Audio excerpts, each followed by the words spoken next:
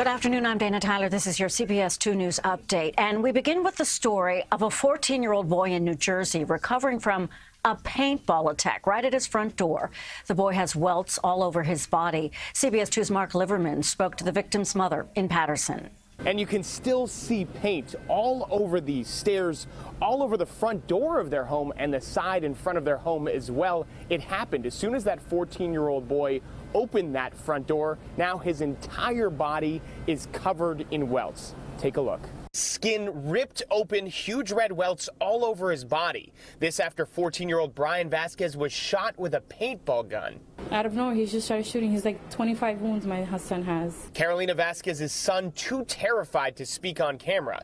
The attack happened around 7 Monday night at their home on 11th Avenue in Paterson. We're all under panic. Like, we don't feel safe. Vasquez says her son was home with his grandmother when he heard a knock on the door. When Brian went to open it, he just started firing. Yeah. Over and over again. Over. Pelting Brian all over his body, his lower back, his legs, his arms, hit by dozens of paintballs. It happened in seconds. When the attack was over, Vasquez says the shooter just calmly walked away. He left walking like nothing after he did this. The 14-year-old was rushed to the hospital by ambulance, where he spent the night. His wounds so painful from direct hits by the paintball gun, his mother says he could barely sleep. He was bleeding because you have to use a protector to use that, to actually play with that, and it was raw. Vasquez says Brian did recognize that shooter, the older brother of a boy he goes to school with, but she just doesn't understand why anyone would do this. It's upsetting. I don't want this to happen to any other kid. We were there as Brian met with detectives outside his home. So far, police haven't confirmed if anyone has been arrested. My mom, she's under medication. She's nervous. She's scared that they're going to come back again. He's going to come back again and do it worse with a real gun. Luckily, Brian was never hit in the face, but he was hit in the upper neck just a few inches away from his eyes. In Paterson, New Jersey, Mark Liverman, CBS 2 News. The NYPD has released a photo of a teenager wanted for killing another teenager on a basketball court in Brooklyn last month. Police say 14-year-old Aaron Nathaniel, along with another suspect, went into the Chester playground in Brownsville on September 21st and fired shots. 16-year-old Timothy Oyebola, who was playing basketball 100 feet away, was shot and killed. Police believe Oyebola was not the intended target. Bright, intelligent, good child that, dreamed to become a, great an engineer, in the future. And all of a sudden, somebody just come from nowhere and, cut his life short. Oyebola's family and friends will be saying their goodbyes on Friday when he's laid to rest. Police are asking anyone with more information about Aaron Nathaniel, the suspect, to come forward. A woman in Queens says gut instincts helped her save her mother's life after a frightening medical scare. CBS 2's John Diaz explains. Talk about a close call. Doctors tell her that if she would have waited 5 more minutes to get her mom medical help, she would not be with us today. A Queens family now grateful everything worked out in their favor. Now, Maria Miller says she woke up around 4 in the morning on Sunday, September 16th, for some reason. She says her gut instincts told her to check on her 68-year-old mother who lives in her home. She suffers from epilepsy, so it's not uncommon for her to check on her. But what she saw was not related to that condition. Her mother's throat, tongue, and face were swollen so bad she couldn't scream for help and had a hard time breathing. Due to stroke being a part of the family medical history, Maria rushed her mom to Long Island Jewish Valley Stream Hospital for medical help. They live close by, and she got her there in just a few minutes. Doctors say her mother's throat was closing due to an angioedema from the blood pressure medication she was taking called Ramipril. She was on it for 3 years. It turns out it's a rare side effect from the medication. The doctor had to perform a crike to open her mother's airway, which in the end saved her life. Doctors are now warning other patients to be aware of these side effects. They say even the smallest inflammation could mean problems. In Laurelton, John Diaz, CBS2 News. From now on, during emergency evacuations in New York State, you can take your pet with you on any public transit. Governor Cuomo signed the new law today for subways, buses, and Port Authority transportation. During Superstorm Sandy, many pet owners refused to follow evacuation orders because they knew their pets would not be allowed on public transportation. The governor says this legislation will bring comfort during times of distress for people knowing they can save all of the members of their family.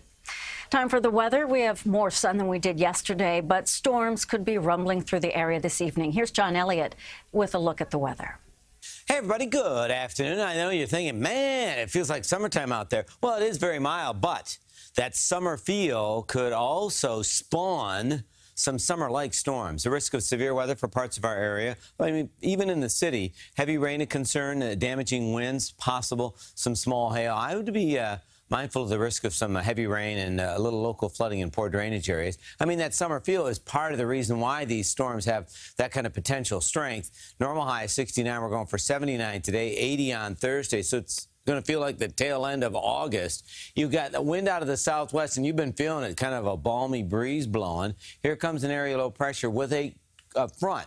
Now, you know, we say cold front. It's not going to be that much colder tomorrow, but the front is kind of the triggering mechanism. Fires up the storms this afternoon, late north and west, and then in the city tonight. So if you have nighttime activities, and I'm not talking late night, I'm talking like a 7 o'clock movie, I'm talking about a school meeting, I'm talking about dinner, maybe you're going out with a boyfriend or girlfriend. I mean, I'm not, well, it's up to you.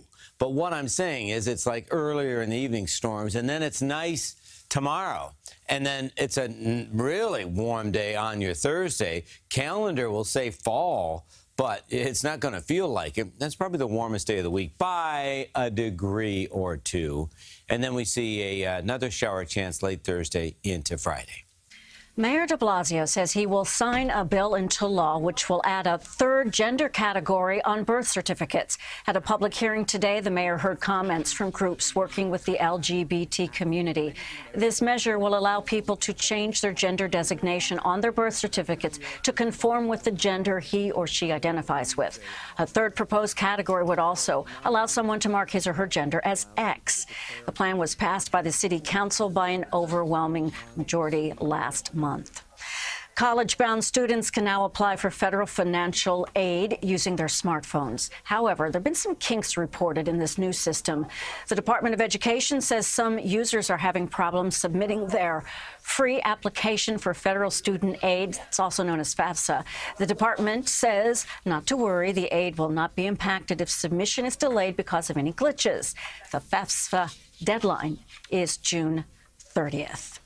Get ready for a test alert on your cell phone tomorrow from the federal government. It is the first test of a national alert system that will let President Trump issue a warning about a crisis such as a missile launch or a natural disaster. CBS 2's Chris Raggi explains. It's the alert that, if it's real, you won't want to get again. The president announcing this morning a measure that will impact every American. When those messages appear on mobile devices, people should take those extremely seriously. It has some direct impact on either life or safety. So says FEMA's Antoine Johnson, who directs the agency's public alert warning system that will send out the nationwide test of the presidential alert on Wednesday. If we have something that's of national significance, we could rapidly notify the American public of that event. Government agencies nationwide have issued more than 40,000 emergency alerts to cell phones since 2012. But those amber and weather alerts target specific regions. This new presidential alert will be nationwide and only used for advance warning of national crises. It should be reserved for true situations, true emergencies when we need to get the public's attention. Alerts are not foolproof, however. A missile may impact on land or sea within minutes. In January, Hawaii's emergency management agency mistakenly sent out an alert warning of a ballistic missile threat to more than 1 million cell phones. And former Secretary of Homeland Security Jay Johnson says it is designed to be used very specifically and rarely. This is something that should not be used for a political agenda. He says that's especially important because no one can opt out of these alerts. Andy Whitehouse teaches communications at Columbia University. The fact that you can't turn this alert off, that it'll be something that will arrive on your phone whether you like it or not, I think was perhaps upsetting and concerning to some people. The test alert is scheduled for tomorrow, Wednesday, 2:18 p.m. The test will set off the same loud sound used for other emergency alerts. If your phone is on and you have service, you'll likely receive it, and you cannot stop that test alert until it's over. Notice the lights are pink this month on the George Washington Bridge in honor of Breast Cancer Awareness Month. For over a decade, the Port Authority has been turning the bridge's 156 necklace lights pink by changing the gels that cover the bulbs. One by one, each gel has the name of a breast cancer survivor or someone who died from breast cancer. This personal touch was started by GWB electrician Chris Bonanno. A little over a decade ago, my sister was diagnosed with breast cancer. It hits home to me, and I'm sure a lot of people. Although there is construction on the bridge this year, wow, look at that view. It is not stopping the show. Crews are still lighting up the south side of the structure while doing routine maintenance to the bridge's light fixtures. But there'll be a pink glow over the Hudson. That's your CBS 2 News update. Stay with us on CBSNewYork.com, along with CBS New York, our Facebook and our Twitter pages. I'll see you later today, CBS 2 News at 6 o'clock. Actually, about 5:57, if you're looking right at your second hand there. See you then. Bye-bye.